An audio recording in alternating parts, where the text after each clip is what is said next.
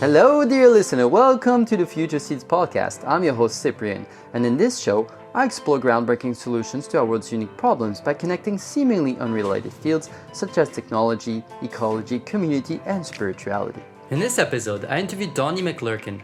Donnie is an affiliate professor of economics at the Southern Oregon University in the USA and an executive director at the Post-Growth Institute, an international organization exploring how people, companies, and nature can thrive together within ecological limits.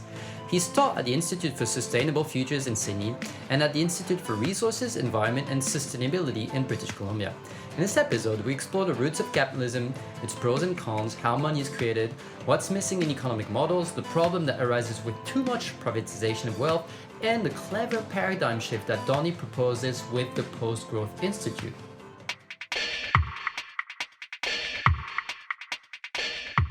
We're an international group that is exploring what comes after growth, which for us means what comes after capitalism. And it's a really exciting time to be in this kind of conversation because over the last maybe 10 years, we've noticed a trend globally of people who are interested in exploring whether it's the language of new economy, whether it's the language of flourishing, whether it's the language of limits. There's a whole upswell of people interested in exploring these same questions around what's enough, what does it look like to live in an economics of enough. And so at the Post-Growth Institute, we explore that from the perspective of circulation. We believe that when money, power, resources, when these things circulate, that you create the conditions for flourishing within ecological limits. And our institute explores that through research, through training, and through consultancy, and also in movement building activities where we're trying to highlight many of the things that already circulate money, circulate power, circulate resources, whether it's in banking, whether it's in organizations, whether it's in communities. And that's what we've been doing for almost 10 years. Sounds amazing. And I know you're doing something else that's really cool that we're going to speak about, which is changing the modes of ownership. But first, for a fish, water is invisible. So what is capitalism? What is this thing we're swimming in and can't even think outside of? That's such a great question because I would say that in addition to swimming in a capitalist system, we're also swimming in a diverse economy that is not capitalist in some aspects as well. So I'd like to start there actually, because these things coexist. Like, for example, the family unit, right, is a very largely non-capitalistic structure. If you think about when you grew up past a certain age in a Western culture, perhaps, and you left your home for the first time, you moved out of your home. It's not as if your parents turned to you and said, okay, here's the bill for having lived in this house, for having fed you. And that's because your parents aren't profit maximizing individuals in terms of how they relate with you.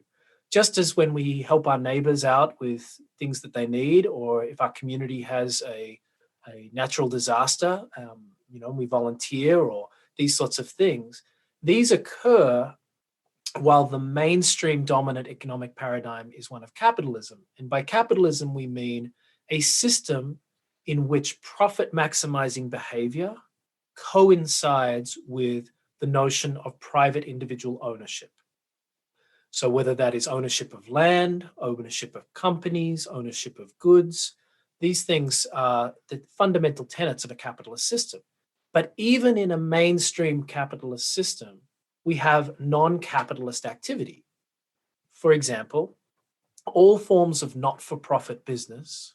So just take a credit union, for example, which there are many, many, many around the world.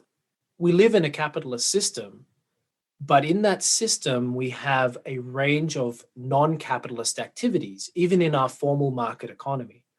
And an example of this is anytime you have a not-for-profit business structure, for example, where there is no private individual ownership of the company. And we see this in Australia and elsewhere around the world in the banking sector, A good example is in the health insurance sector. So you have health insurance companies in Australia, private health insurance companies, where the members actually own the company. There's no private individual who's a shareholder that lives somewhere else in the world who has a piece of that company. Instead, all of the members have the ownership of the company. And what that means is that any of the profits that are made by this insurance company go back into the company so that the members pay less on their premiums next time, or get better service. And that's a really interesting example because that's outside of the capitalist imperative, the profit maximizing behavior that we see as central to capitalism. And yet, this kind of activity, these kinds of structures, and I'm just talking here about not-for-profit business. There are other ways that our capitalist economy has activity within it that is not capitalistic. But these not-for-profit structures make up almost 20% of our global economy in terms of GDP. So, yes, we are in a capitalist system. We live in a for-profit world where profit maximizing behavior, especially when it comes to the way we invest, is largely seen through a lens of a return. Even in the most progressive sort of spaces like conscious capitalism or social capital activities, there's typically still an expectation that if you prioritize social outcomes, that you're also simultaneously prioritizing financial outcomes. So that is our dominant scenario, but it's not our only scenario, and it's not the only scenario in which we live. We actually live in a complex, adaptive system that has the seeds of a post-growth, post-capitalist future already existing in really powerful ways. Let's speak historically for a second. We've been in capitalism for, let's say, 4 or 5 centuries. From my understanding, it started really when we colonized America, when we got out of a feudal system, and it really, really expanded massively with the industrial era. And something in it must be good and must work because not only a lot of people are big fans of it, but it has taken us from one world to another world. The 2 big core values that I can see in this system that people attach to is one is there's an idea of freedom that's embedded in capitalism, and there is the incredible holy grail of growth. And growth will solve everything. If we continue to grow, it'll solve all of our problems, no matter what they are. Why has capitalism been so successful for a few centuries?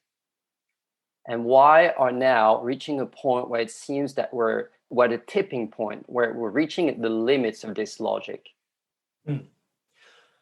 That's a great question. And let's just go back a little to explore what happened in the 1400s, because it was a shift that was a paradigm. It was a true paradigm shift, which are quite rare, because at that time in Europe, that was to be the center of so much of the global expansion of the capitalist market system.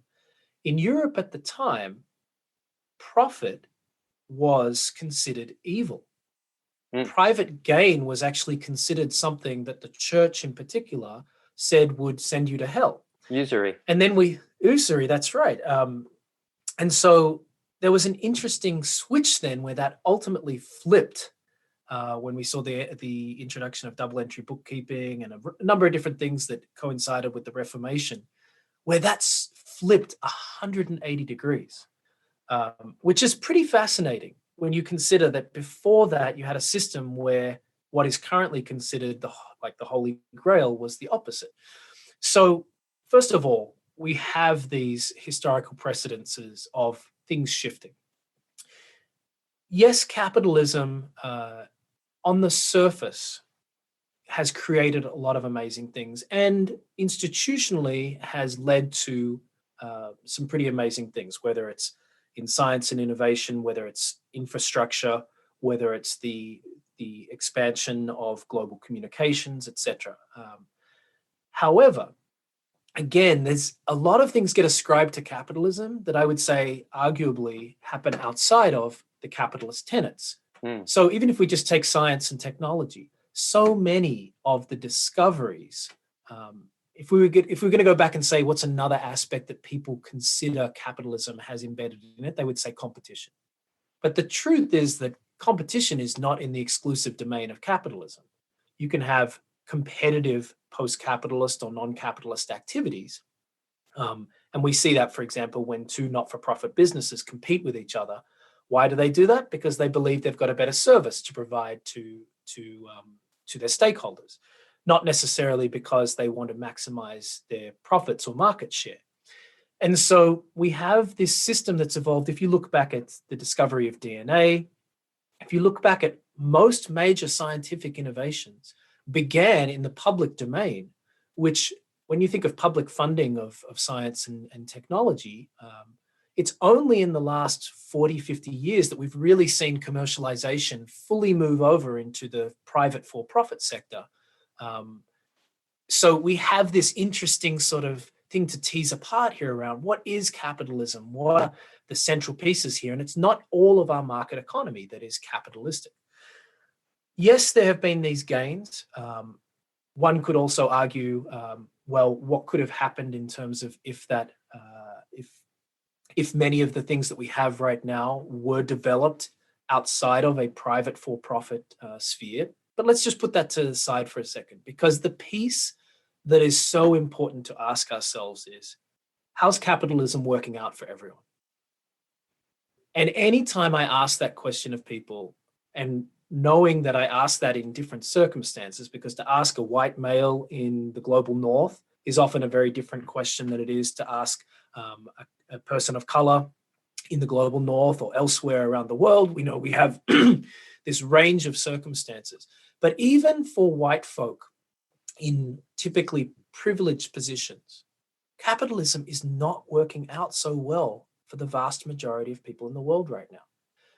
And there's a reason for that.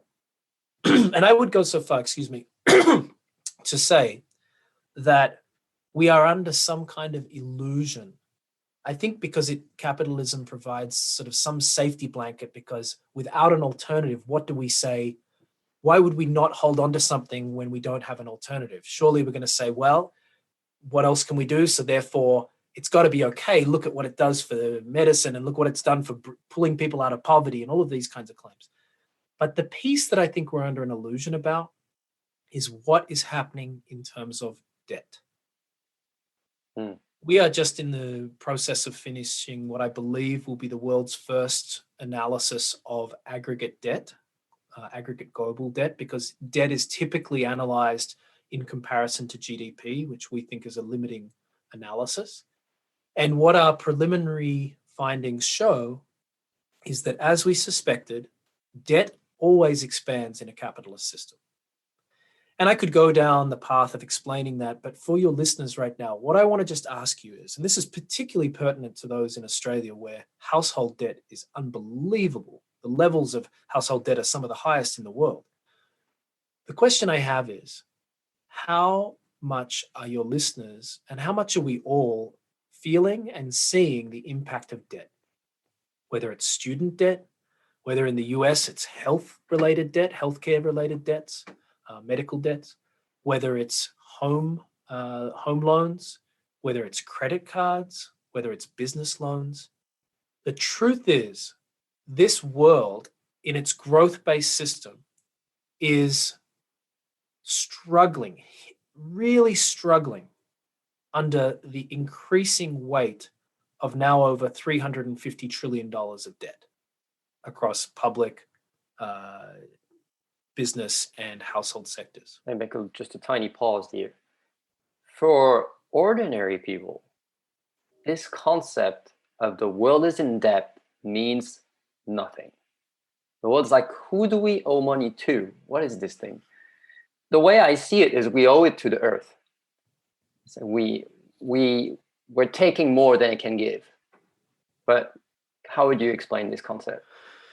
There's definitely a piece of the ecological debt that you're describing where so much of the capitalistic growth was based on the mass usage of very low-grade energy sources. And so much of capitalism over the last 100 years, and particularly this sort of third wave of the Industrial Revolution, was fueled by cheap coal, cheap oil, and to a lesser extent, cheap gas. But when we're talking about the debt of the $350 plus trillion, we're talking about something a little different. And this comes back to something that even economists typically don't, in my experience, understand well. And that is how money is created. And maybe your listeners have heard of groups like Positive Money or others in the world that try to explain the story of money creation. But even then, even within activist circles, sustainability circles, money creation is poorly understood in my experience. So let me try to explain this because it's crucial to understanding why capitalism is inevitably going to collapse and that there's no way outside of that, which is why we inherently need to come back to our wisdom, our internal wisdom, which is that we need a circular monetary system. And excitingly, it's emerging. But to understand what's so problematic and why, for example, when we say China, like the typical example that you see a lot of people who are pro-capitalist is they will say, look at how China pulled millions, hundreds of millions of people out of poverty. And my response to that is, how much are we looking at the debt graphs? How much debt is in China and what stress is that putting on, and how much have we pushed things in terms of problems a little further into the future that are going to backfire? So, and we're seeing this right now with the Chinese bond market and a whole lot of problems. But to come back to the simple piece of money creation. So when you and I take out a loan of any sort, whether it's for a car, a house, a business, this is how the vast majority of the world's money gets created. Money is created when you take out a loan from a bank, whether it's a central bank, like a government-linked central bank, or a bank that you and I might bank at, a credit union, a commercial bank of other sorts. When we take out a loan, new money is created and new debt is created. As in, there's a new amount in a bank account somewhere, a new digit that did not exist before, but there's also an equivalent amount of debt that didn't exist before because you owe that money back to the bank. So let's say there was $1 million in the world system and $1 million of debt, and you take out a $100,000 loan. There's now $1.1 million of money in the economy and $1 million of debt.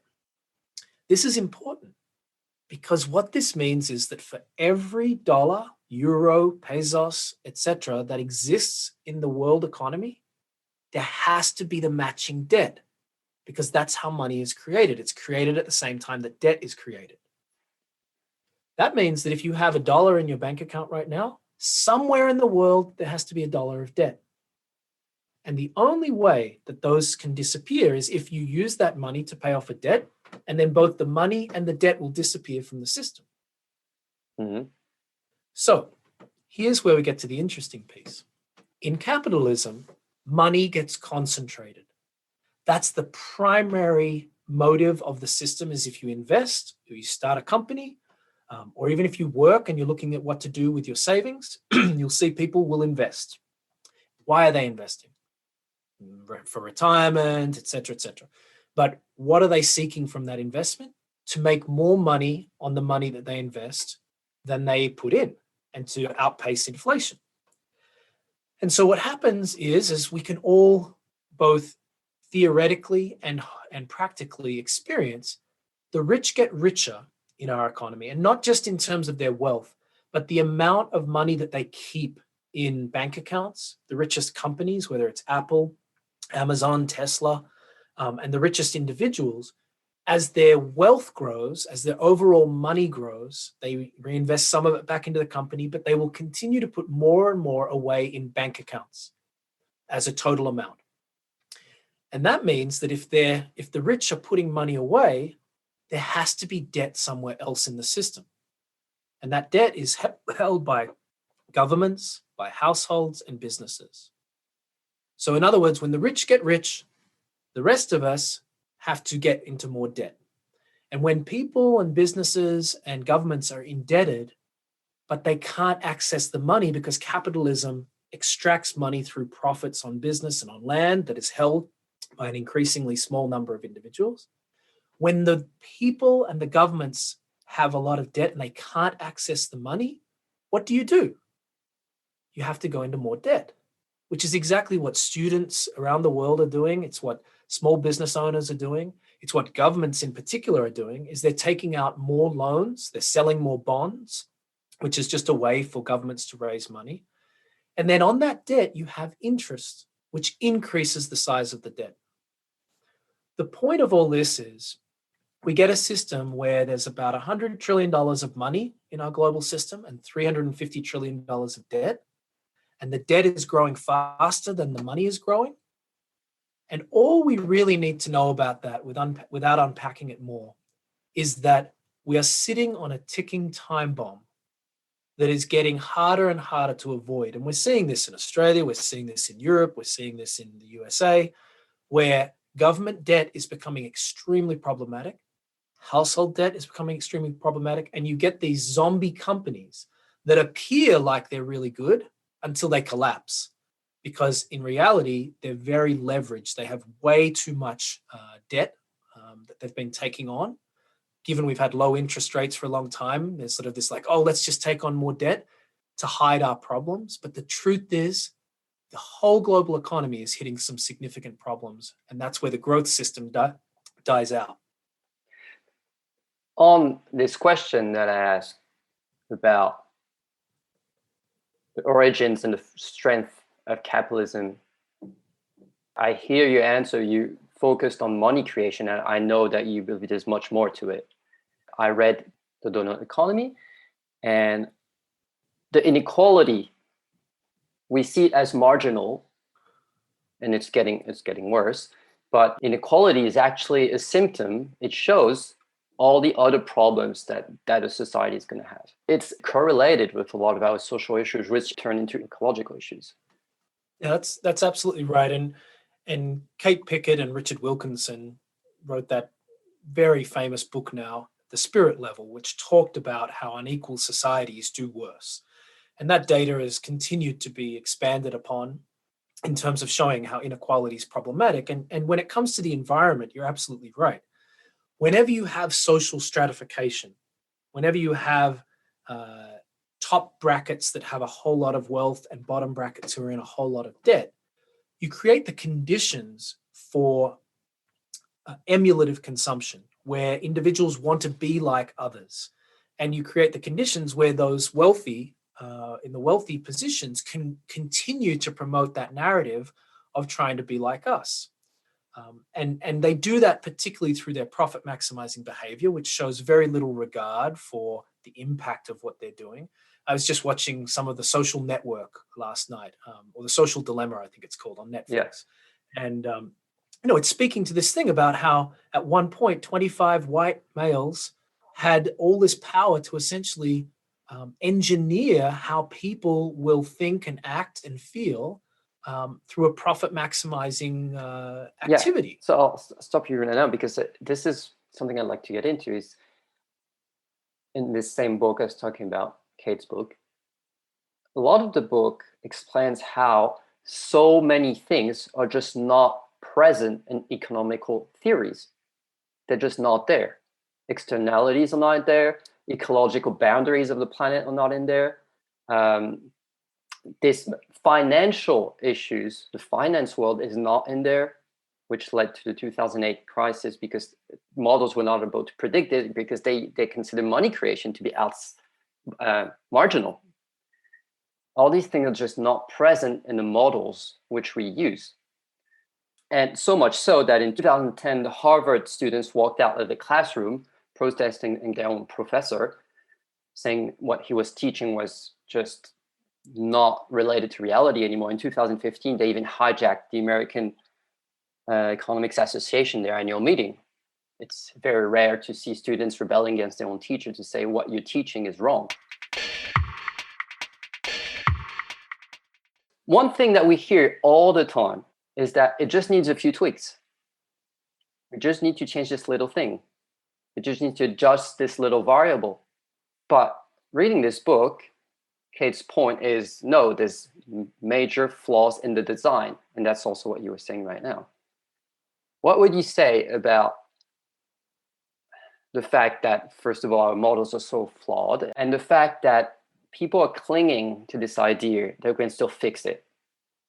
It's been great to see more and more people, since Herman Daly onwards in particular, and the work of Georgescu and Roscoe and others, sort of exploring this question of what gets missed out in economics. How do we match up economics with ecological limits, and understanding that an infinite growth doesn't work in a finite system. The focus, however, I think has been misplaced within activist and sustainability circles. And I'm going to explain a little as to why. And it comes down to the way that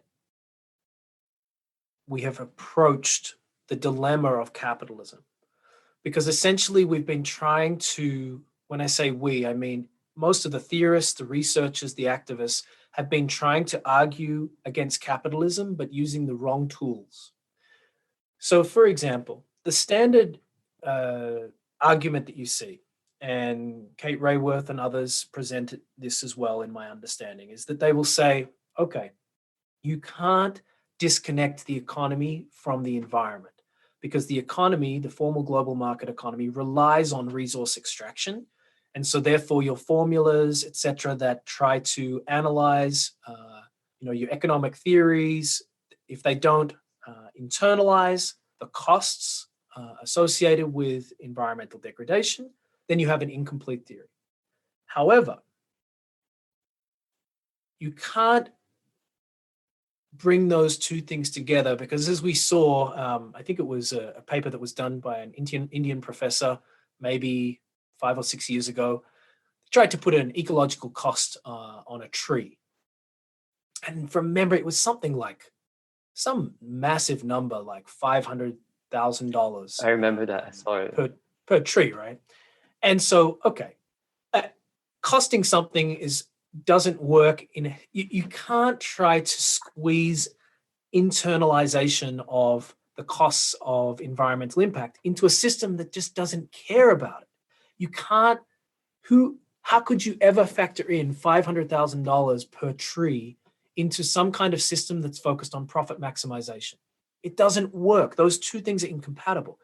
But here is the bigger dilemma that the sustainability sphere missed, and the bigger opportunity that it presents. When you talk about the Earth, you're talking about a finite system. Yes, you have sunlight that comes in that adds into the equation, but essentially we have limited resources, limited capacity for the Earth's biosphere to absorb and remediate toxins and pollutants, etc.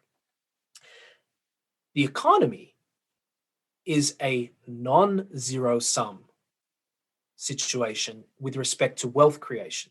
If you talk to a capitalist and you say, we have environmental limits, their answer is, we can innovate our way out of that. Now, here you're having two different kinds of conversations. The environmentalist is talking about a zero-sum equation. There are limits. You have to look within the system and realize that the system is, in itself, a closed system. Yeah. The capitalist is talking about a non-closed system. You can do whatever you want and create as much value as you want without limit. This is why, Cyprian, that these two conversations, in my opinion, have struggled to talk with each other because they're talking through different lenses. It reminds me of David Attenborough's sentence: if you believe in infinite growth in a finite system, you're either a crazy man or an economist. Economist, yeah, that's right. I think he was drawing on Kenneth Boulding for that one. And so that's right. There's this view that is incompatible here. But herein is the interesting piece. When you talk about money creation is a closed system with respect to how money and debt relate. You create money, you have to create debt. There is no way in our world, there is no system that exists in any country of this world where you can create money without creating debt. It doesn't exist. There's an agreement across every single jurisdiction in this entire planet when it comes to money creation that debt will get created simultaneously, right? And that harks back all the way back to double entry bookkeeping. So when you realize, going back to this idea of money accumulating and debt accumulating elsewhere, which is, I realize, hard to get one's head around, but just to realize that there's debt that's growing in our capitalist system because money is concentrating somewhere and the debt has to concentrate elsewhere, the matching debt. What this means is whenever, and we know this from basic experiments in our lives ourselves, whenever we have a lot of money concentrating, but a number of fixed assets, whether it's land or companies and things like that, like if you have 5 apples and you have more and more money, then we see the price of assets will go up. The price of apples will go up because you're going to be competing with each other who've also got money for that price, right? It's just a supply demand basic principle. So as the wealthiest individuals and companies get more and more money in their bank accounts, we see, and there's relatively fixed number of assets, particularly land, as Mark Twain sort of said famously once, land just doesn't generate new land of its own accord. So when we see fixed assets, asset prices go up because people are competing with more money for limited assets. Over here, on the other hand, we have a global labor force, millions and millions, billions of people who want work in the formal market economy. But the money is getting extracted out through profits from for-profit companies and through rent on land over to a small number of people. So what happens when you've got a lot of labor and not a lot of money getting paid out as wages or coming back through taxation or philanthropy? You get wage deflation. The reason why wages have not improved around the world very much or at all, and in many cases have gone backwards, is because the money keeps getting sucked out of the real economy. Now, when you have asset inflation, so the prices of stocks that keep going up, the prices of land that keeps going up, you get asset inflation, and over here, wage deflation. That, Cyprian, is why we have inequality, growing inequality around the world. Yeah. That's why it's so darn hard for people of this generation to ever afford a home. It's why it's so difficult to buy stuff, because the assets keep inflating and your wage, which is the main form of income for a lot of individuals, keeps going down or stagnates compared to indexed inflation.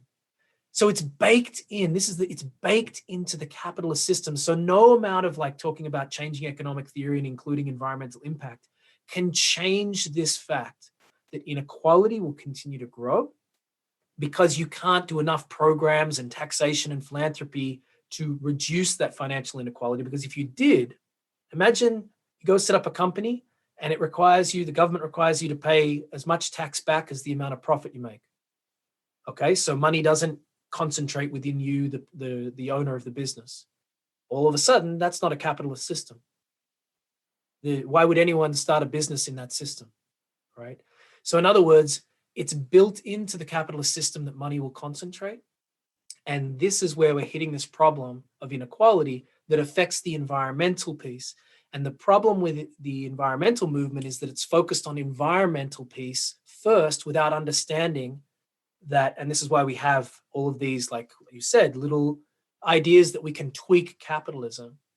And if you don't look at the money supply and how capitalism expands inequality under any circumstance, no matter whether you have the most regulatory left-wing government or the most free market right-wing government, you will always see expansion of debt.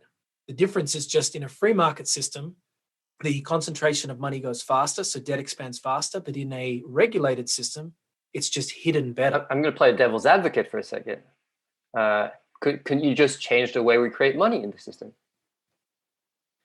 Now, this is a great question, because one of the things that excites my co-author and myself, Jennifer Hinton, in Sweden, about a post-capitalist system, and that we believe can be based on the trend towards not-for-profit businesses being at the core of the economy, and therein the circulation of money that allows for debts to be paid down, etc., is that we discovered if you have money circulating in the economy, all of the things that people currently look to, from the left in particular, as bad, so whether it's money, debt, interest on debt, like compounding interest, advertising, the corporation, limited liability, all of these things that activists often rail against, what we discovered was they flip and become very positive things in a not-for-profit system.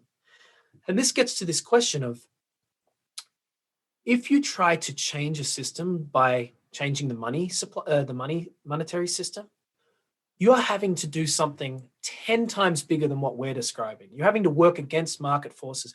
You're having to, just on a very specific level, talk about changing the legislation nationally across 220 countries around the world. Right. Legislation that has evolved over hundreds and hundreds of years.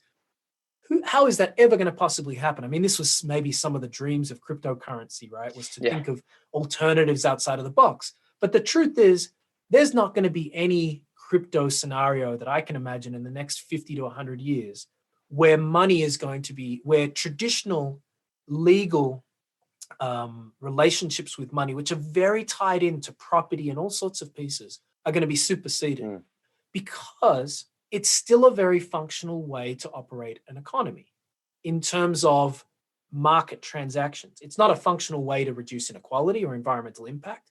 But right now, the fact that we all agree that if I take a loan out from a bank overseas, they will create money and debt at the same time. That's a phenomenal achievement. I think that's what I'm trying to say here is there's actually something really good about this that sets us up. It's incredible that you can go to Togo in Africa and the money system operates the same way as it does in Australia. That's an amazing achievement. And we need to think about like an Aikido move that takes that and says, what's the real problem? How do we move with it? And the problem is not banks, it's not money, it's not debt. The problem is the privatization of profit that sits underneath the capitalist system.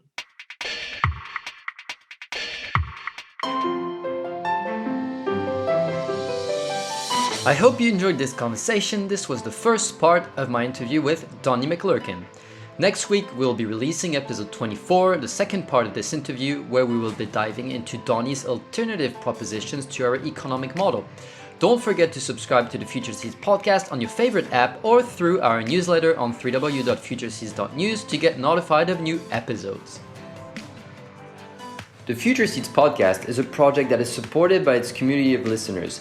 If you like the show and what it stands for, I invite you to head to www.futureseeds.news, where you can support the show for just $2 a month, be part of the Future Seeds community, connect with its amazing members and speakers, and enable this podcast to thrive. I thank you for your time and hope you enjoy the show and its exploration of alternative solutions to the world's greatest challenges.